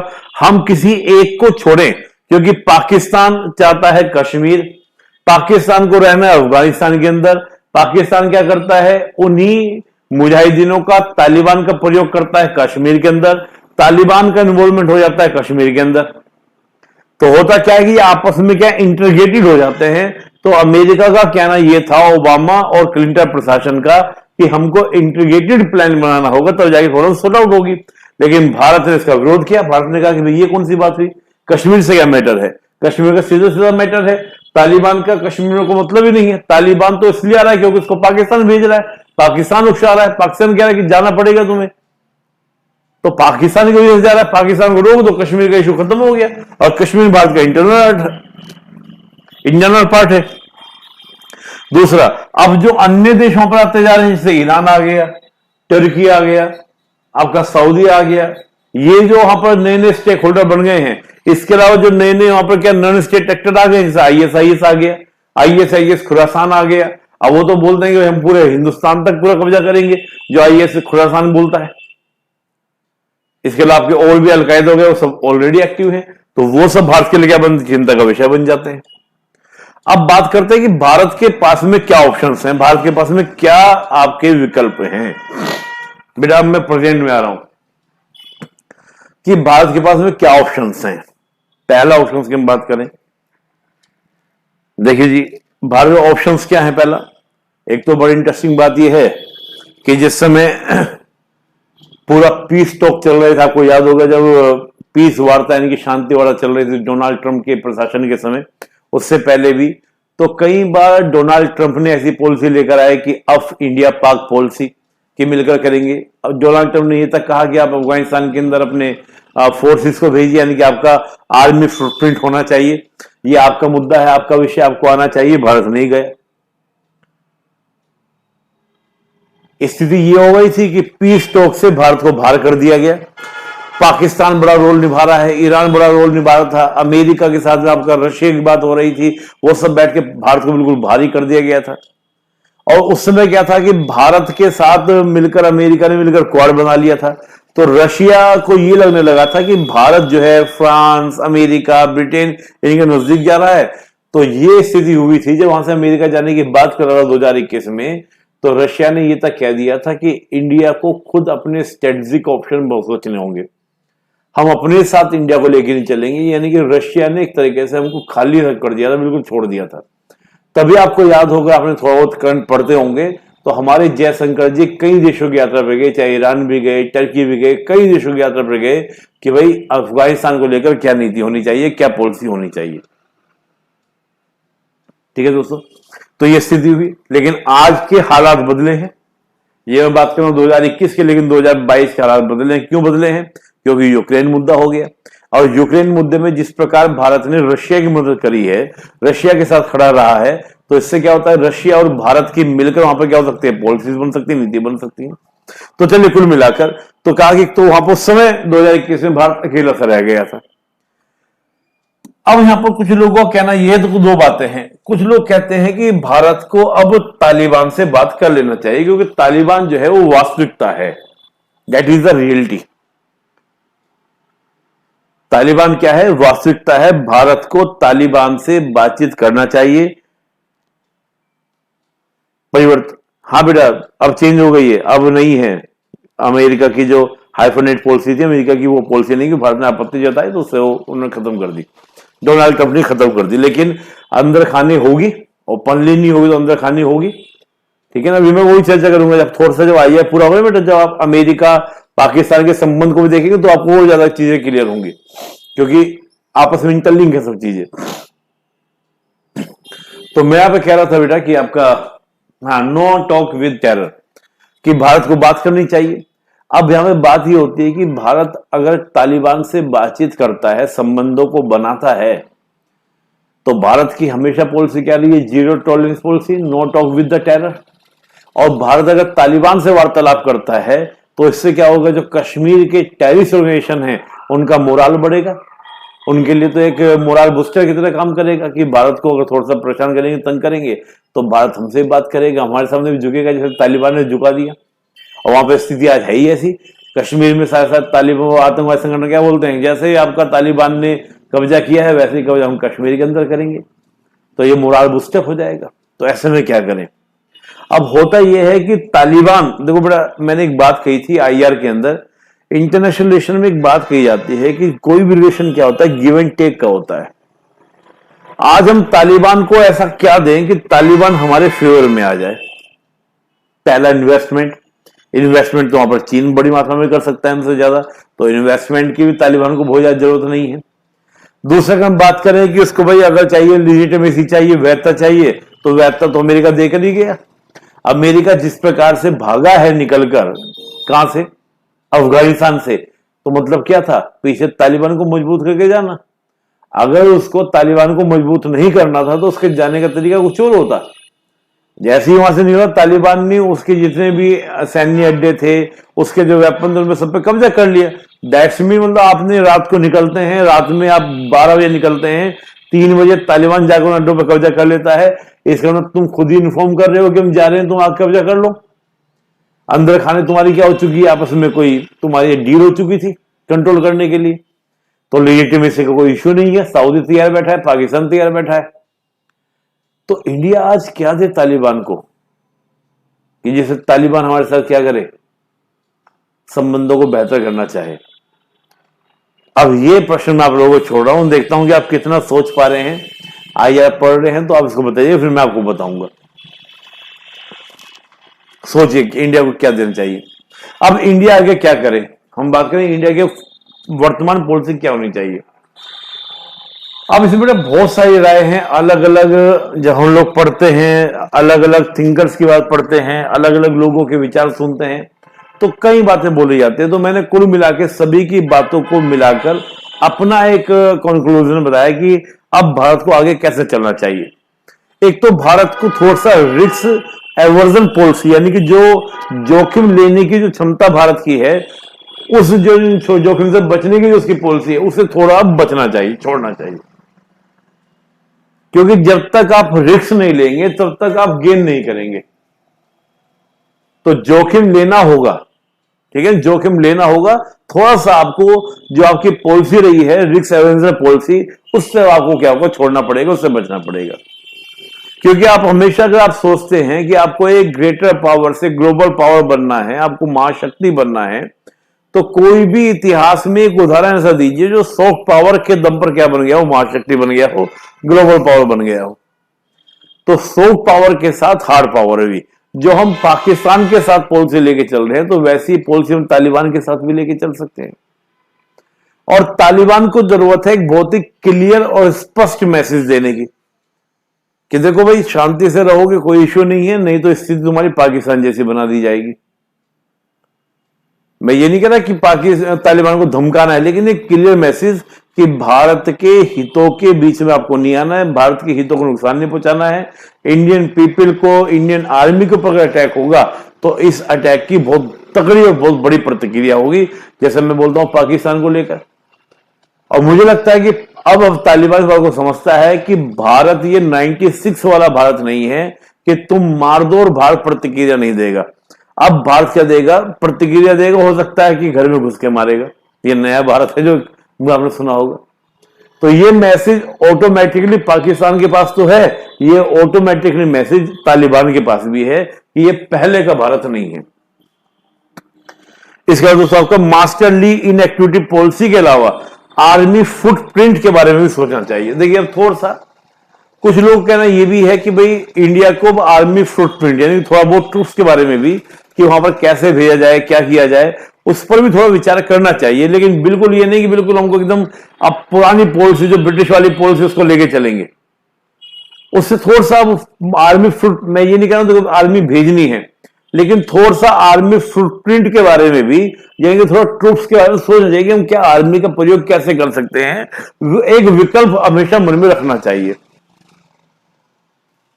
War is the last option in the international politics, but war is A option. आपके पास पावर है, शक्ति है, डंडा मिला है तो डंडे का प्रयोग करना भी चाहिए। हम ये नहीं कि प्रयोग करना है, लेकिन कम से कम डंडे को झटके दो, मारो। ये नहीं कि डंडे को उठा के पीछे कर, डंडा हाथ में तो रखो कि हमारे हाथ में डंडा है, यूज नहीं करना, लेकिन डंडा शो तो कर सकते हो। इस प्रकार की पॉलिसी भारत करेगी, भारत को इस प्रकार की नीति पर चलना चाहिए। इसके अलावा डेवलपिंग द कंसर्न, मतलब जो भी वहां पर क्या आपके जितने भी वहां पर आपके टेरर, एक कंसर्न डेवलप करना चाहिए कि जो आपका टेररिज्म चल रहा है, टेररिज्म के अगेंस्ट भारत को एक सहमति सभी देशों के साथ कि भाई एक सहमति बनाइए, हमें टेररिज्म से किस तरह की बातचीत नहीं करनी है, उस तरह की चीजों को भारत को करते रहना चाहिए। वर्क विद द रीजन, जो आपके क्या है कंट्रीज हैं जो वहां पर पावर हैं, चाहे उसमें आपका रशिया है, ईरान है, जो भी लोग वहां पर अफगानिस्तान के अंदर रोल अदा कर रहे हैं, उन सबके साथ भारत को क्या करना चाहिए, मिलकर वहां पर काम करना चाहिए। ऑलरेडी हम दिल्ली डायलॉग कर ही रहे हैं कि अफगानिस्तान को कैसे हम लोग डेवलप कर सकते हैं, रिलेशन कैसे बेटर बना सकते हैं। और थोड़ा सा एक बड़ा ये भी सजेशन आप जरूर लिखिएगा कि some short communication with the Taliban, यानी कि तालिबान के साथ अभी पूरे संबंध तो नहीं बनाने हैं, लेकिन थोड़ा बहुत कम्युनिकेशन स्टार्ट करना चाहिए। और ऑलरेडी हमारी गवर्नमेंट ने कम्युनिकेशन स्टार्ट कर दिया तालिबान के साथ। अभी कुछ दिनों पुरानी बात है, हमारे जो जॉइंट सेक्रेटरी हैं फॉरेन मिनिस्ट्री के, वो विजिट करने भी गए थे। अब जानते हो जयशंकर जी, फिर सेक्रेटरी, सेक्रेटरी के बाद जॉइंट सेक्रेटरी, वो विजिट करने भी गए। और मुझे अच्छे से याद है कि जब वो वहां पर मीटिंग कर रहे थे तो मीटिंग के समय तालिबान ने तो अपना फ्लैग पीछे लगाया हुआ था, लेकिन इंडिया ने अपना फ्लैग पीछे नहीं लगाया था। यानी कहीं ना कहीं हम अभी भी फॉर्मली एक्सेप्ट नहीं कर रहे हैं तालिबान को। हाँ, सम शॉर्ट डायलॉग हमने स्टार्ट कर दिए, तो ये अच्छी बात है, होना चाहिए, ये बात होनी चाहिए। दूसरा कहा गया कि इंडिया को वेट एंड वॉच की पॉलिसी पर काम करना चाहिए कि जब तक पूरे वर्ल्ड का कॉन्क्रीट, मतलब पूरा वर्ल्ड जो है कॉन्क्रीट ना पहुंचे, यानी कि उनका कॉन्क्रीट सिनेरियो क्लियर ना हो कि वो क्या चाहते हैं तालिबान से, तालिबान को मान्यता कौन दे रहा है, कौन मान्यता नहीं दे रहा है। तो जब तक पूरे वर्ल्ड का हमको कॉन्क्रीट सिनेरियो पता ना चले, तब तक हम वेट एंड वॉच की स्थिति में रहे और साथ ही वेरी केयरफुली कैलिब्रेट रहे, यानी कि हम क्या करें, बिल्कुल केयरफुल्ली मापन करते रहे। मतलब आपको बोलते हैं, हम बात करें वेरी केयरफुल्ली कैलिब्रेट, कैलिब्रेट यानी कि मापते रहें किसके, अफगानिस्तान की हालत को, कि अफगानिस्तान की स्थिति क्या हो रही है, बहुत कहते हैं ना वॉच करते रहना लगातार और मापते रहे कि भाई स्थिति कैसी चल रही है, पानी कितना लेवल है, लेवल को देखता रहे, भारत जानता रहे, जांचता रहे। कहीं ऐसा तो नहीं कि इतना ज्यादा पाकिस्तान का इन्फ्लुएंस बढ़ गया है कि अब वो भारत के लिए खतरा बन सकता है। तो इस प्रकार की चीजों को लगातार भारत क्या करते रहे, वहां पर वॉच करते रहे, देखता रहे। चलिए, तो ये मैंने थोड़ा सा दोस्तों आपको, बाकी जो इंडिया वहां पर ह्यूमैनिटेरियन जो हेल्प कर रहा है, जैसे आपको याद होगा कोविड-19 के समय में भी क्या था, भारत ने वहां पर क्या भेजा, कोविड वैक्सीन को भेजा। उसके अलावा आपका जो फूड क्राइसिस क्रिएट हुआ था तालिबान के बाद ही, 2021 की बात कर रहे हैं, तो भारत ने तब भी वहां पर क्या किया, गेन को भेजा, फूड को भेजा, खाने की मतलब अनाज वगैरह को भेजा। तो इस प्रकार की जो भारत ऑलरेडी वहां पर मदद पहले से करता आया है, वो मदद भारत को करते रहना चाहिए, क्योंकि सरकारें आती हैं, सरकारें जाती हैं। पहला भी इतिहास ऐसा रहा है कि कई बार सरकारें ऐसी हैं अफगानिस्तान के अंदर जो प्रो इंडिया थी, कई बार सरकारें ऐसी आई जो प्रो पाकिस्तान थी। तो हिस्ट्री से हमको सीखना चाहिए कि अफगानिस्तान जरूरी है, अफगानिस्तान के लोग जरूरी हैं, सरकारें जरूरी नहीं होती। कल तालिबान नहीं था, आज तालिबान है, कल को तालिबान नहीं रहेगा, लेकिन अफगानिस्तान था, अफगानिस्तान है, अफगानिस्तान के लोग थे, अफगानिस्तान के लोग हैं, वो रहेंगे। तो भारत को अफगानिस्तान के साथ में इस प्रकार की नीति पे कार्य करना चाहिए। ये एक थोड़ा सा हम लोग सजेशन दे सकते हैं। एक बड़ा मिथ कह लीजिए, है ना, एक मिथ ही मानूंगा मैं तो इसको। क्यों मानता हूं इस बात को? कि Afghanistan is a graveyard of the empires. ये कहा जाता है ना कि अफगानिस्तान जो है एक एम्पायर की, साम्राज्यों की कब्रगाह है। ये बात कही जा सकती है क्या? मैं इस बात को इसलिए नहीं मानता हूं दोस्तों कि क्योंकि ये जैसे लोग कह रहे हैं कि अफगानिस्तान से अमेरिका बाहर निकला, तो बाहर निकलने के बाद अब अमेरिका की स्थिति ऐसी हो जाएगी जैसे रशिया का जो हेजोनोमी थी, यानी कि सुपर पावर था, वो अफगानिस्तान ने खत्म किया, तो ऐसी स्थिति क्या होगी? अब अमेरिका की होगी। मैं इस बात को कभी भी दोस्तों मानने को तैयार नहीं होता। क्यों नहीं होता? एक तो मैं कहता हूं कि भाई 1916 तक आपका ग्रेट गेम चला था, किसके साथ? ब्रिटिश के साथ। तो क्या ब्रिटिश खत्म हो गए थे? ब्रिटिश के खत्म होने का जो मुख्य कारण था वो सेकेंड वर्ल्ड वॉर था। सेकेंड वर्ल्ड वॉर के बाद ब्रिटिश में तो दम नहीं रह गया था कि वो भारत जैसे देश पर क्या कर सके, कंट्रोल कर सके, इसलिए ब्रिटिश यहां से भागे। तो उसमें अफगानिस्तान का रोल नहीं था। और मैंने आपको क्या बताया कि 1990 में यूएसआर क्या हुआ? क्लैप्स हुआ, यानी डिसइंटीग्रेशन हुआ। तो यूएसएसआर इसलिए अपनी फोर्स को लेकर वहां पर पहुंचा क्योंकि उसके देश के अंदर डिस्टर्बेंस हो रहा था। उसे अपने देश के अंदर की चीजों को संभालना था। जब वो अफगानिस्तान को संभालेंगे, वो इसलिए गया। अमेरिका आज क्यों गया? आज हम अमेरिका की बात करें क्योंकि अमेरिका से एकदम से गया। मुझे एक बात याद आई, उससे शायद आप समझ जाओ।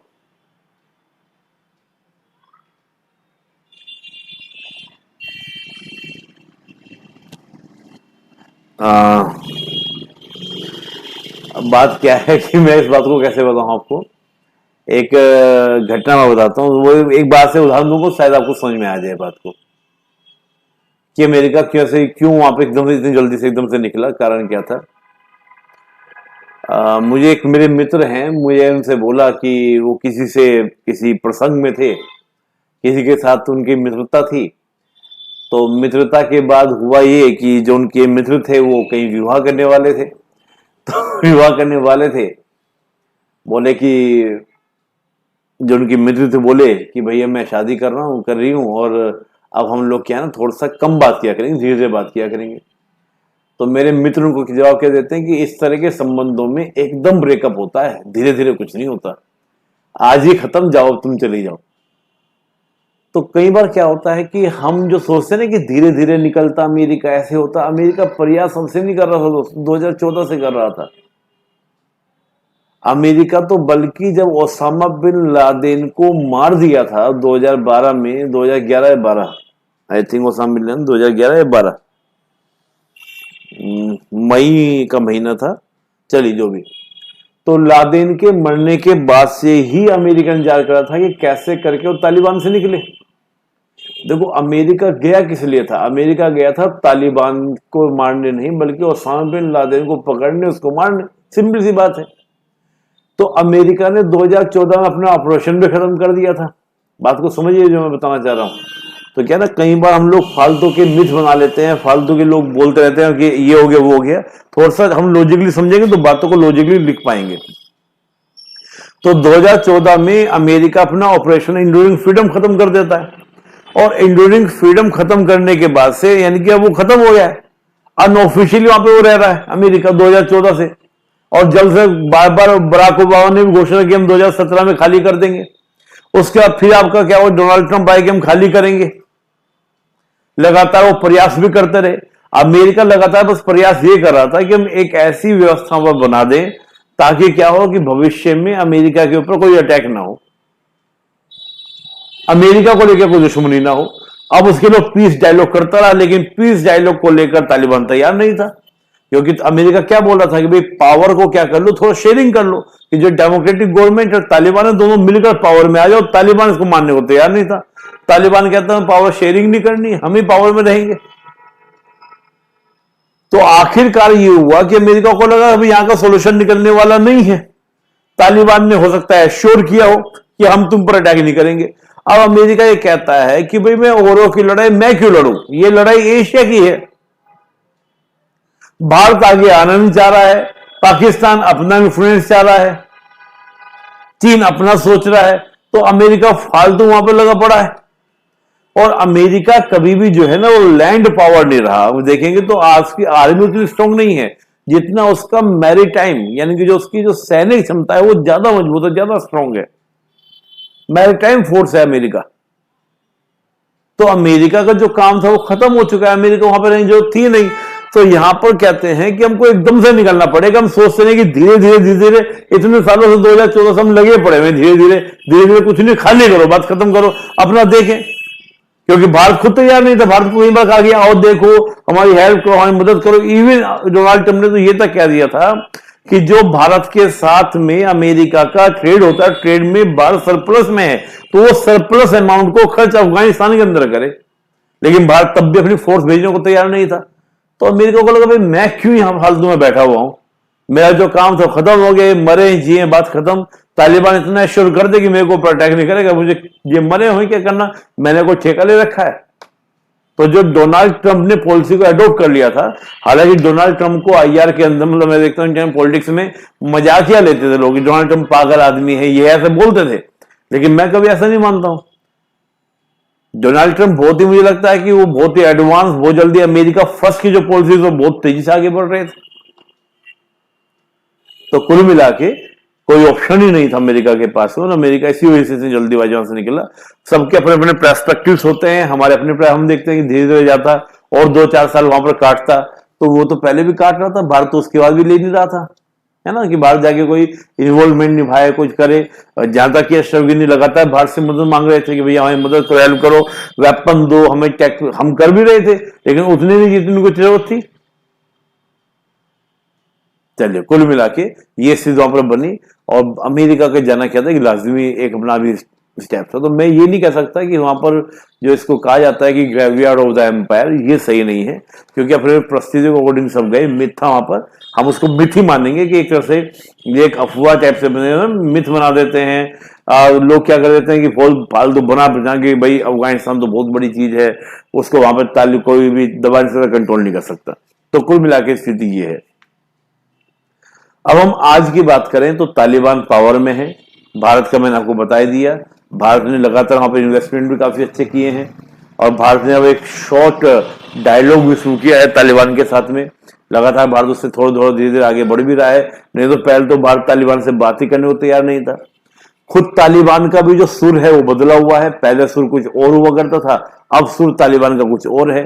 तालिबान कई मुद्दे पर, और सबसे बड़ी बात की जब कश्मीर का मुद्दा था तो कश्मीर के मुद्दे पर भी तालिबान ने क्या बोला कि भारत और पाकिस्तान को मिल बैठकर इस मुद्दे पर बात करनी चाहिए। मतलब कितना सधा हुआ और डिप्लोमेटिक उन्होंने क्या था रिप्लाई दिया था, या उस पर क्या कहता उनका वो, उन्होंने अपनी प्रतिक्रिया दी थी उस मुद्दे के ऊपर। तो कुल मिला के स्थिति इस प्रकार की स्थिति है।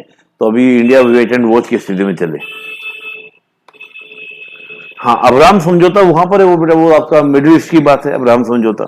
चलिए, तो तालिबान को लेकर, अफगानिस्तान को लेकर कोई प्रश्न आपको हो तो आप पूछ सकते हैं, रख सकते हैं, नहीं तो मैं आगे चलता हूं। कोई प्रश्न आपका तो पूछ सकते हैं।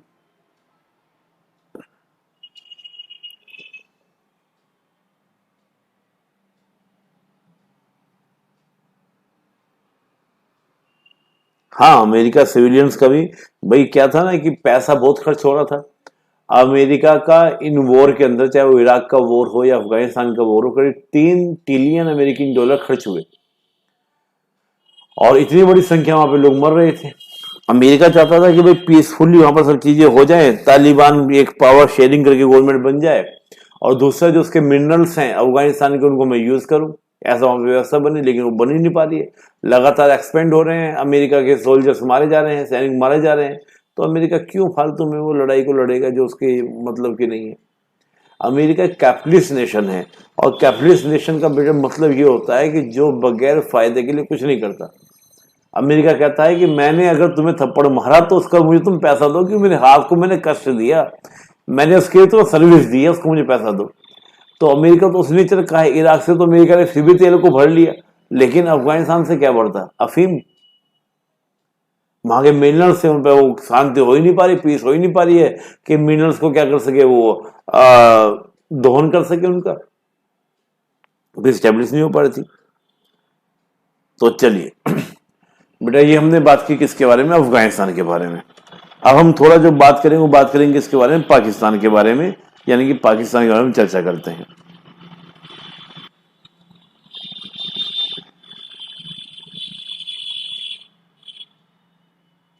बेटा मैंने कहा ना कि शॉर्ट आपके मतलब बहुत ही थोड़े बहुत डायलॉग हुए। जैसे मैंने कहा जॉइंट सेक्रेटरी हमारे मिले तालिबान से, उनके फॉरेन मिनिस्टर से हमारे जॉइंट सेक्रेटरी ने मुलाकात की। तो ये मुलाकात कहीं ना कहीं एक भारत सरकार की बातचीत दिखा रही है ना, डिस्कशन स्टार्ट हुआ है।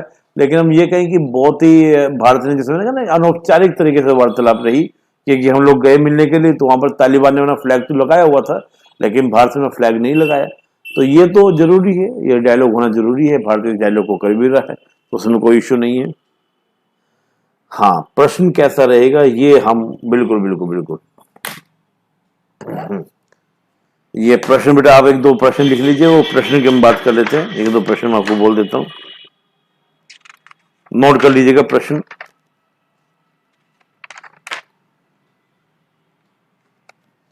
What is the strategic scenario of the Afghanistan? Note कीजिएगा, नोट कीजिएगा। पहला प्रश्न, what is the strategic scenario of the Afghanistan?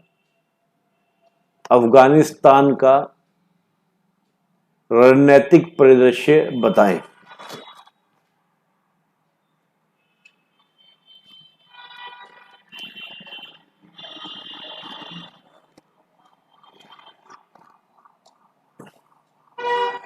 अगला क्वेश्चन लिख लीजिएगा, अफगानिस्तान में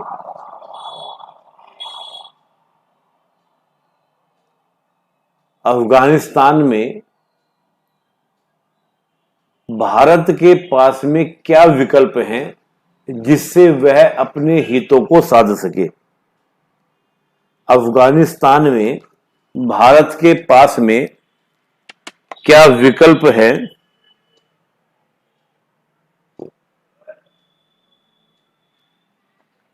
जिनसे वह अपने हितों को साध सके? What is the option for India to fulfil his interest?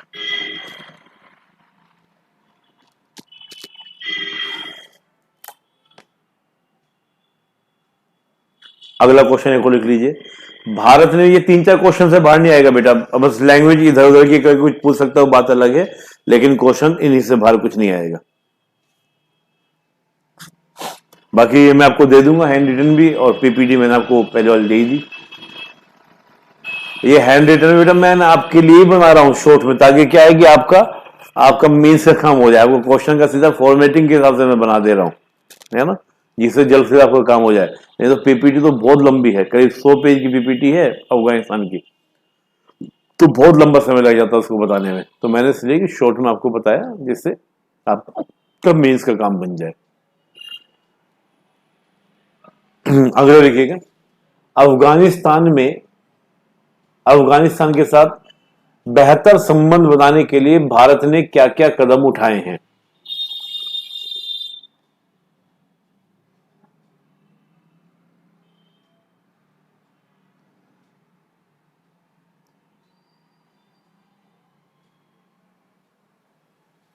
What is the step of India to establish the good relation with the Afghanistan?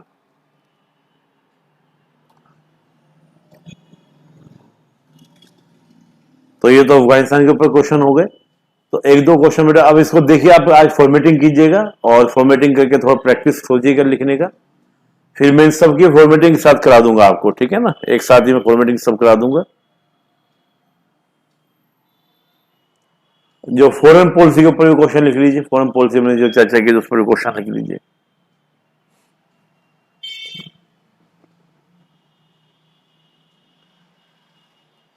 विदेश नीति क्या होती है? विदेश नीति क्या होती है? What is the foreign policy?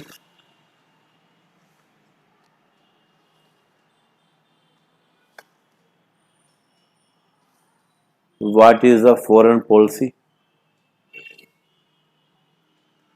विदेश नीति के क्या क्या विदेश नीति के निर्धारक करने वाले तत्व बताएं।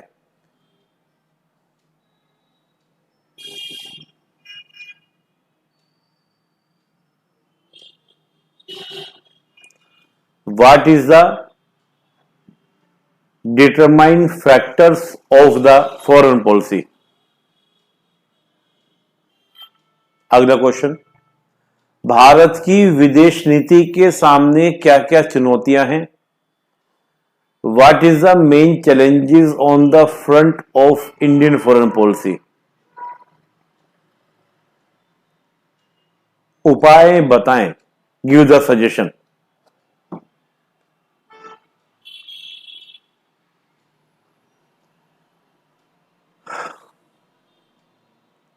भारत में एक महाशक्ति बनने की संभावनाएं क्या हैं? भारत में महाशक्ति बनने की संभावनाएं बताएं। What is the possibilities in India for become a global power?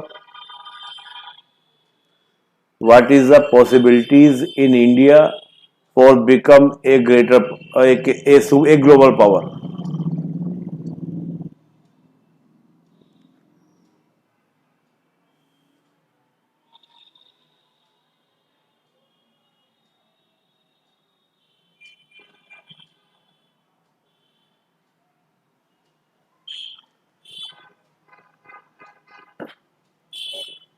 पड़ोसी पहले की नीति क्या है?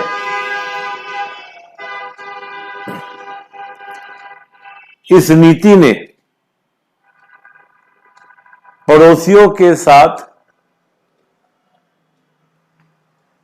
बेहतर संबंधों के निर्माण में क्या भूमिका निभाई है?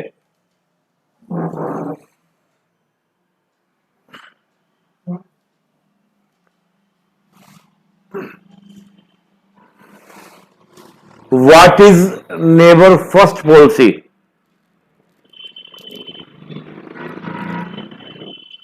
What is neighbor first policy?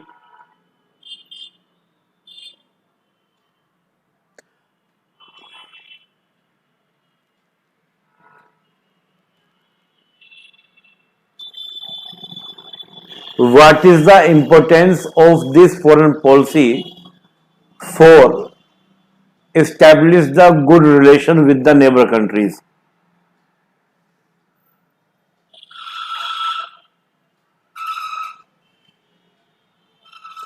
जरूरी नहीं कि आप सारे क्वेश्चंस को लिखें, बस फॉर्मेटिंग आपको करनी है, केवल formatting.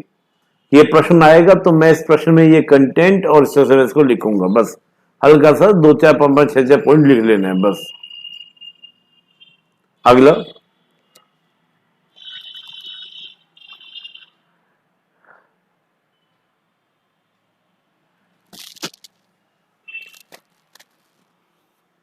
Act east policy, Devanagari में लिखिएगा। एक्ट ईस्ट पॉलिसी क्या है? यह लुक ईस्ट पॉलिसी से किस प्रकार अलग है? What is the act east policy?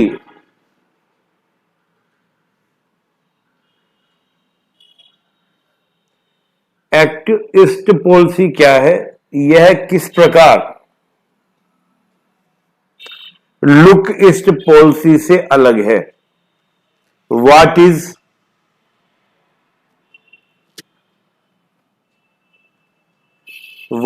Look east policy? How is different from look east policy?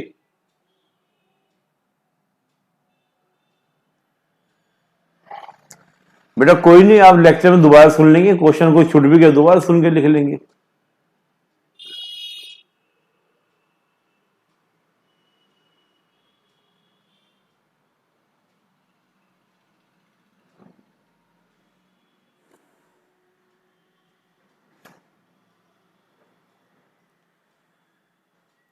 What is the world scenario in present. अगला question, what is the world scenario in present, वर्तमान में वैश्विक परिदृश्य क्या है।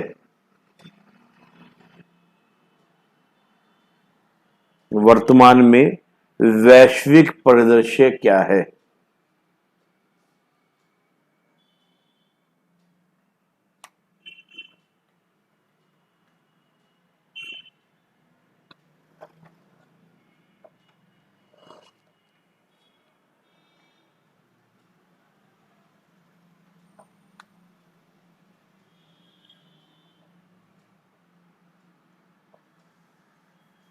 अंतिम question, review of the Indian foreign policy. Review of the Indian foreign policy 1947 to present. 1947 से लेकर वर्तमान तक भारत की विदेश नीति की समीक्षा करें। 1947 से लेकर आज तक भारत की विदेश नीति की समीक्षा करें।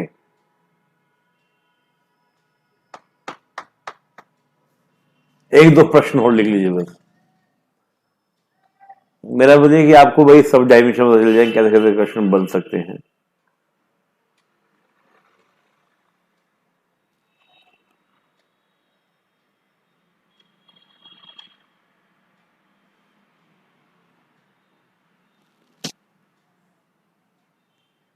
भारत की विदेश नीति का व्यवहार वर्तमान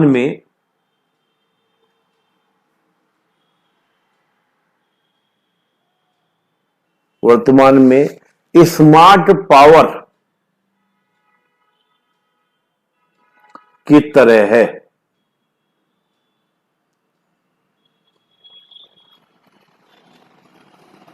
उदाहरण सहित बताएं।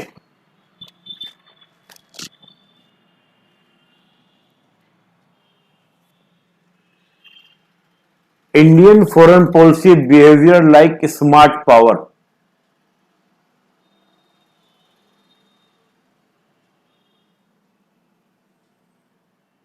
Explain with the example.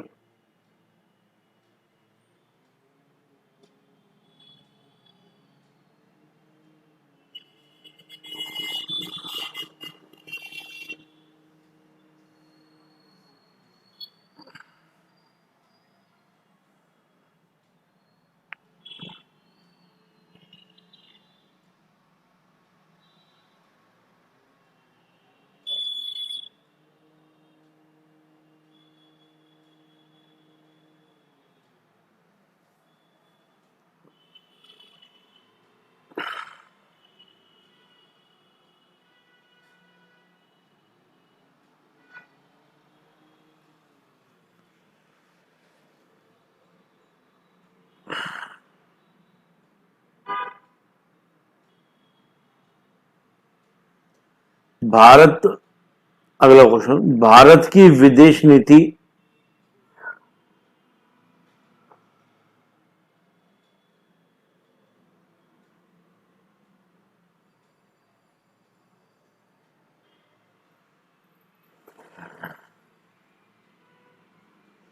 व्यवहारिकता को लेकर चल रही है।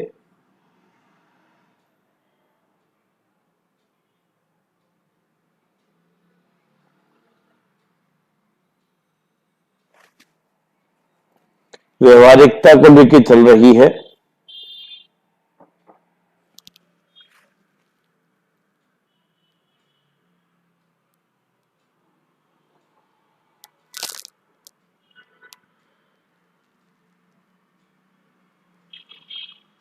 समीक्षा करें।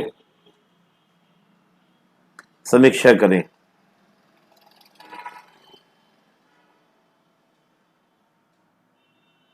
In present, Indian foreign policy is a pragmatic.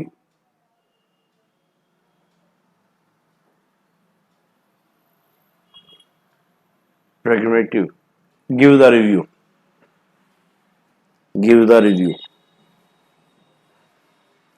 चलिए, तो बेटा मैंने कई सारे प्रश्न आपको इसलिए दिए ताकि थोड़ा सा आपको जितना हमने पढ़ा उस पर आपके क्या क्या क्वेश्चन बन सकते हैं, तो मैंने एक संभावित तरह से आपका एक क्वेश्चन बैंक सा बन जाएगा ऐसा आपका।